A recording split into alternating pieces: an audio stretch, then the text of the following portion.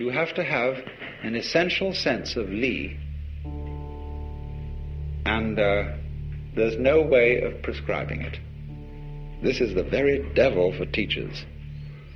Because you see, all our universities and schools are trying to teach creativity.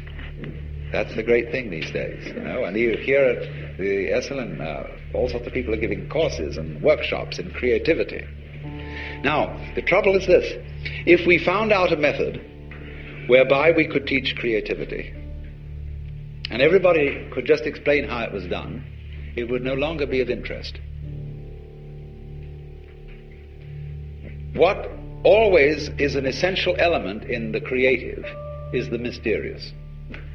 The dark, it's like the black in lacquer. The impenetrable, and yet the profound depth out of which glorious things come, but nobody can see why.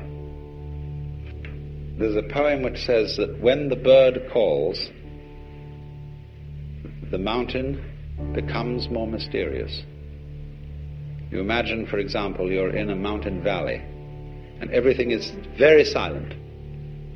And suddenly a crow squawks somewhere. You don't know where that crow is, and that little sound emphasizes the silence. Now, all those things have in them, you see, an element of mystery. There's a Chinese poem which puts it this way. It is a poem written by a man who has gone to find a sage in the mountains. And the sage has a little hut at the foot of the mountain and a boy there who is his servant. I asked the boy beneath the pines. He said, the master's gone alone, herb gathering somewhere on the mount, cloud hidden, whereabouts unknown. In so many athletic and artistic skills, you will find a teacher who teaches you how to do it without forcing it. I once studied the piano. I'm absolutely no good at it now because I don't practice. I'm involved in other things.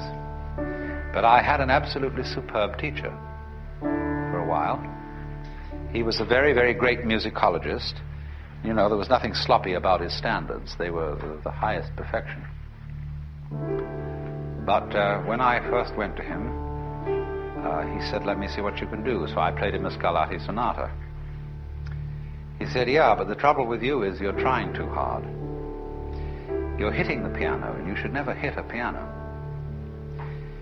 He said, actually, all you've got to do in order to play a piano is to drop your hands on it. And you need to have relaxed arms. So he made me practice for a while. He felt my muscles to see whether I was relaxed or not. And he said, now just drop your hand on the piano. I don't care what notes you hit, but just drop your hand. Let it fall.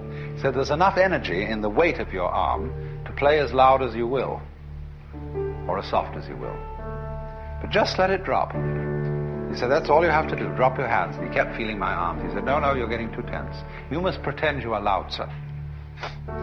And he was a very educated man. He knew about these things. And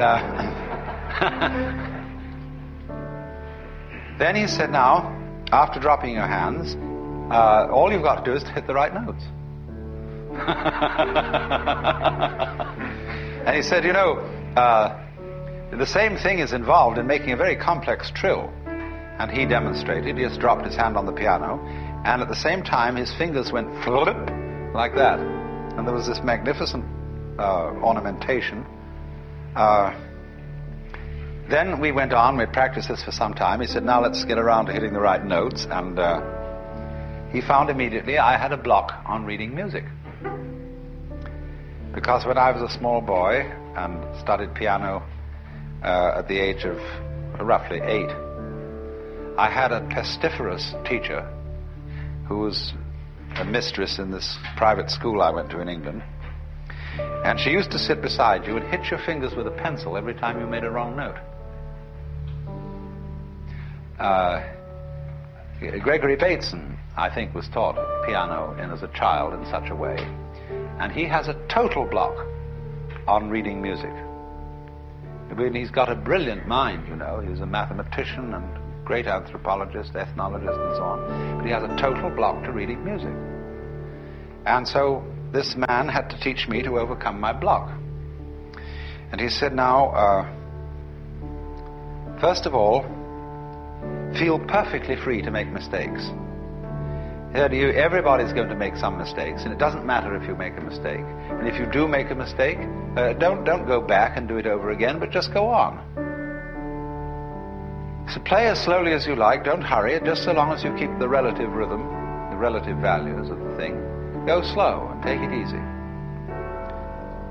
Another thing is not to pay so much attention to the notes, but to the distances or intervals between them, because that is the significant jump.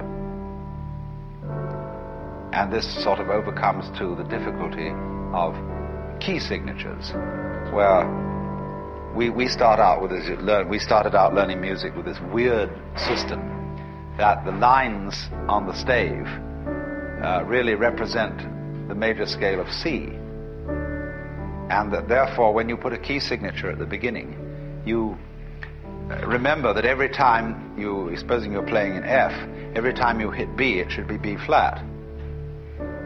Well, that's an extremely tedious way of learning music. And you just have to think in different keys. That's the only way to adjust to a key signature. And play the thing according to the intervals appropriate for that key. But you see, in this instance, this man, although he was a great perfectionist and was highly skilled in music, he used intelligence, first of all, to give you a shortcut. And then he also used relaxation to enter into a difficult thing by the easiest route. In Zen training, in its initial stages, the master discourages intellectualization. You know, you come in with a lot of ideas, but the difficulty you have is not going to be solved by ideas. It's not going to be solved by talk and intellectualization. So in the same way, this is discouraged, because intellectualization sets up a kind of interval or lack of rapport between you and your life.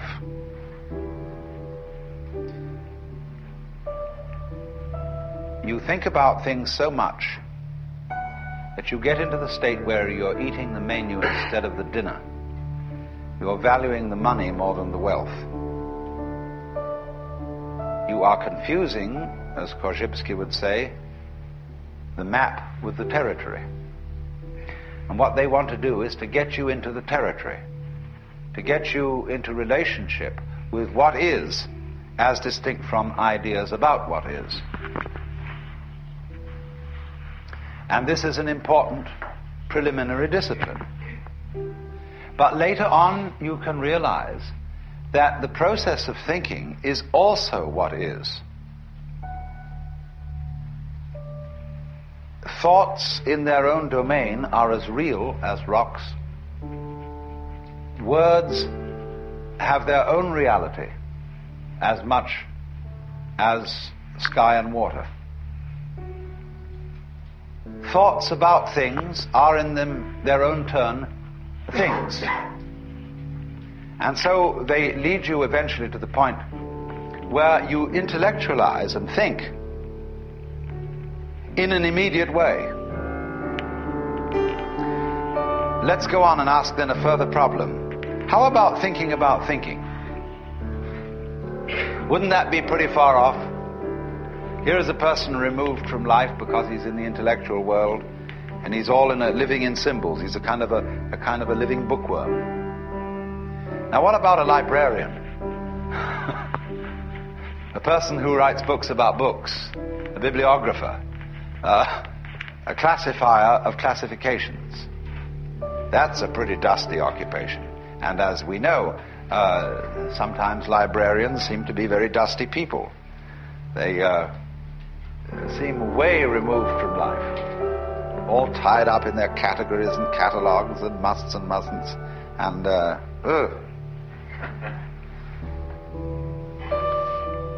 that too, you see, is also its own level of reality.